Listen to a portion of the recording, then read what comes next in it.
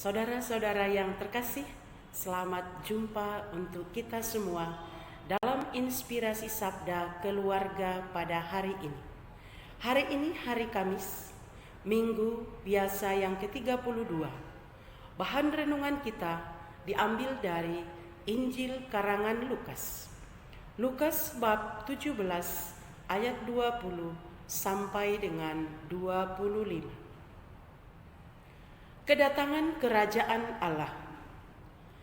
Atas pertanyaan orang-orang Farisi, apabila kerajaan Allah akan datang, Yesus menjawab katanya, kerajaan Allah datang tanpa tanda-tanda lahiriah. Juga orang tidak dapat mengatakan, lihat, ia ada di sini atau ia ada di sana. Sebab sesungguhnya kerajaan Allah ada di antara kamu.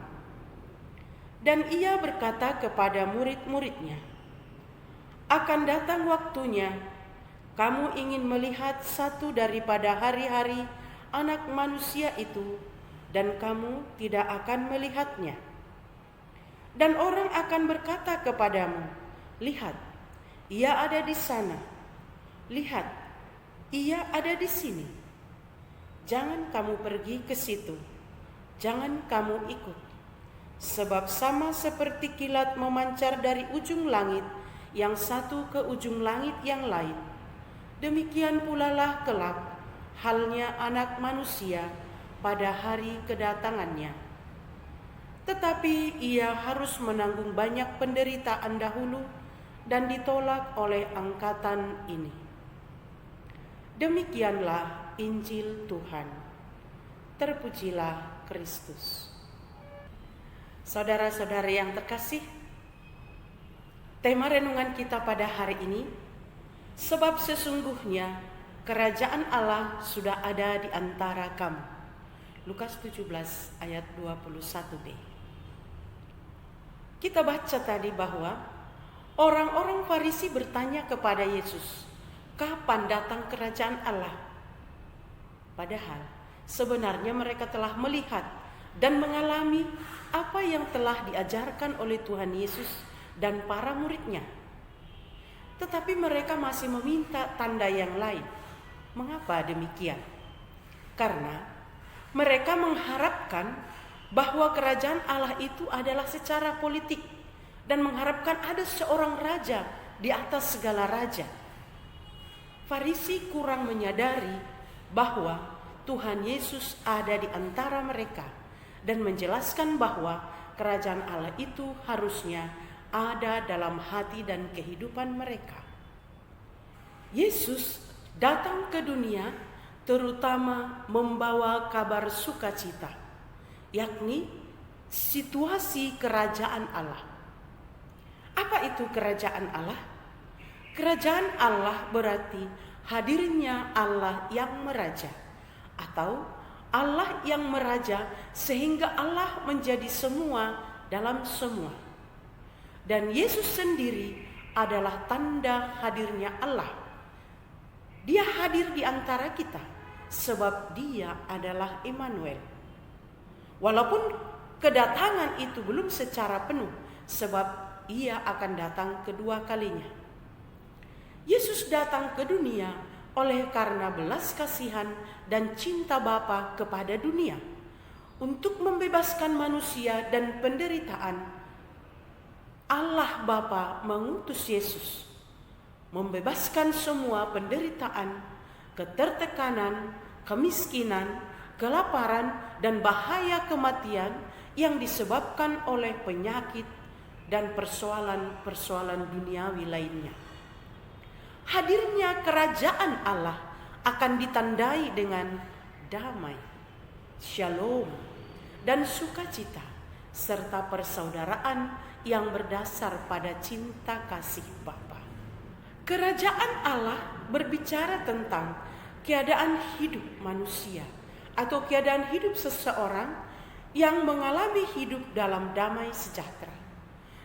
Sukacita ilahi karena hidup dalam kebenaran Allah dan sukacita abadi. Dan kerajaan Allah bukan terutama soal harta kekayaan, kuasa, atau jabatan. Itulah bedanya dengan kerajaan dunia ini. Kerajaan dunia ini lebih mengutamakan harta, kekayaan, jabatan, kuasa, dan kedudukan. Dengannya mereka memperoleh damai, sukacita dunia yang sifatnya sementara, walau kadangkala untuk mencapainya bukan dengan cara yang pas. Sementara kerajaan Allah adalah situasi di mana orang sungguh mengalami sukacita ilahi, dan itu dicapai dengan penuh pengorbanan, dengan penuh belas kasihan, dengan penuh cinta. Itulah sebabnya Allah mengutus Yesus putranya yang tunggal ke dunia oleh karena cinta kasihnya kepada dunia. Cinta, itulah situasi kerajaan Allah. Tugas kita pengikut Kristus adalah ikut meneladan Yesus Kristus. Dia telah memberi pengorbanan, dia telah membagi-bagi tubuhnya. Setiap hari kita terima dalam perayaan Ekaristi.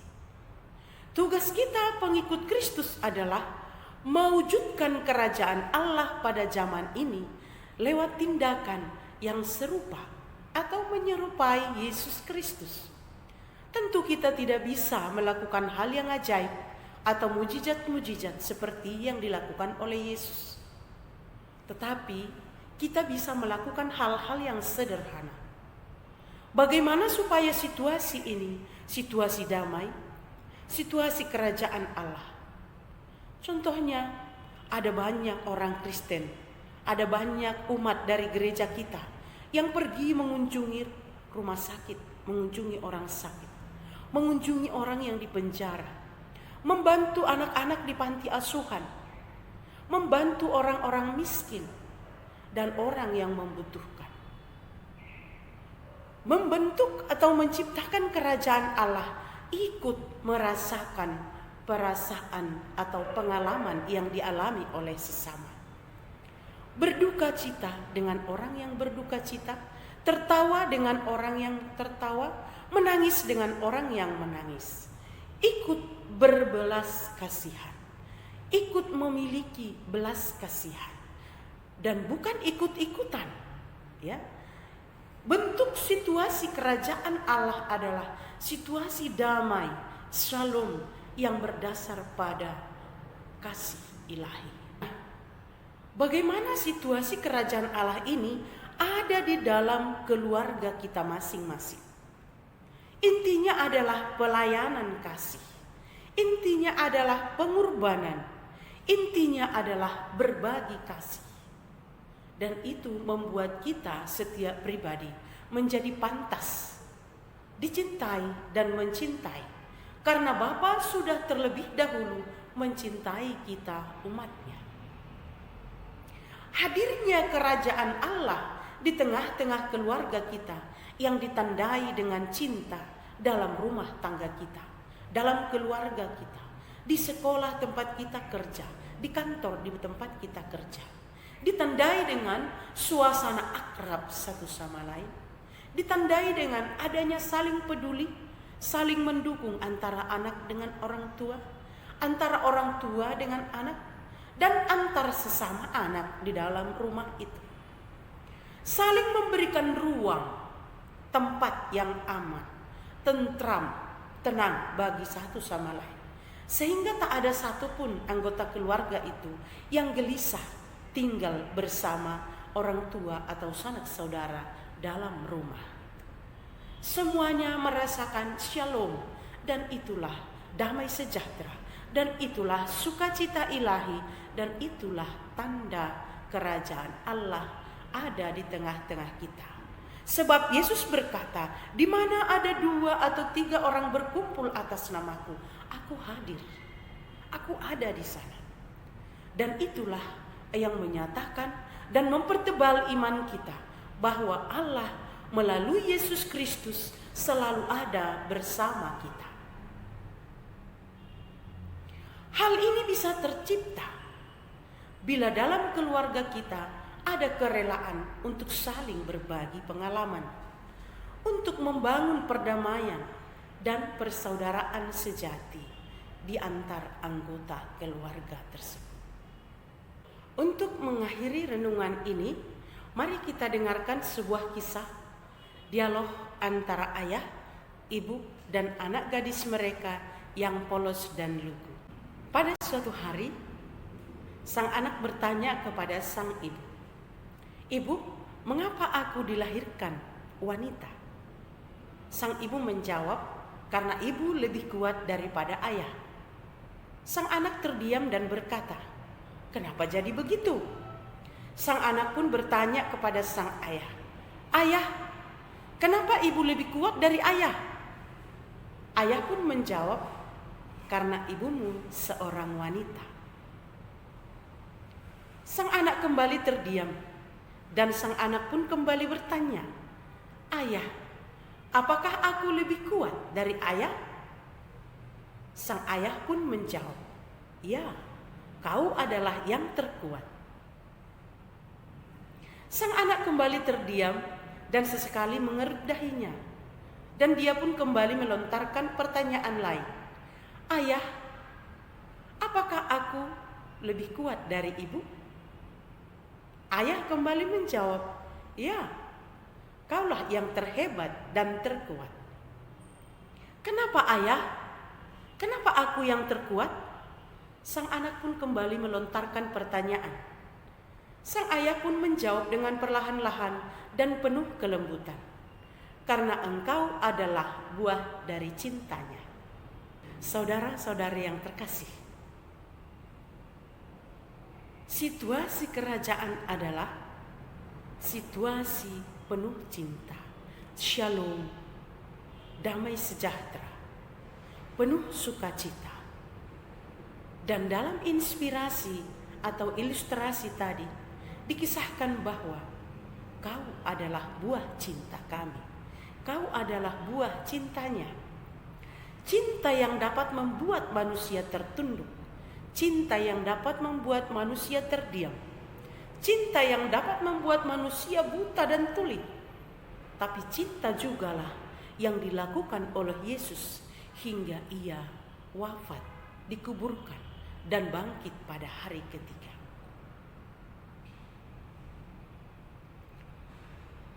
Cinta adalah yang membuat kita bahagia. Dan kebahagiaanmu, kata bapaknya kepada gadisnya lagi, kebahagiaanmu adalah kebahagiaan kami. Tawamu adalah tawa kami. Tangismu adalah tangis kami. Dan cintamu adalah cinta kami. Dan sang anak pun kembali bertanya, "Apa itu cinta, ayah? Apa itu cinta, ibu?" Sang ayah dan ibu pun tersenyum dan menjawab, Kau adalah cinta kami. Kamu dan aku adalah cinta." Syair dari Khalil Gibran. Mari kita menganggap bahwa setiap orang adalah cinta, sehingga kita mampu mencinta dan menciptakan suasana kerajaan Allah dimanapun kita berada. Sesungguhnya kerajaan Allah sudah ada di antara kamu. Cintailah dan bercintalah. Katakanlah, kau adalah cinta dan aku adalah cinta. Kita semua adalah cinta, sehingga suasana kerajaan Allah tercipta. Demikian saudara-saudara yang terkasih, semoga Shalom, Tuhan memberkati kita semua.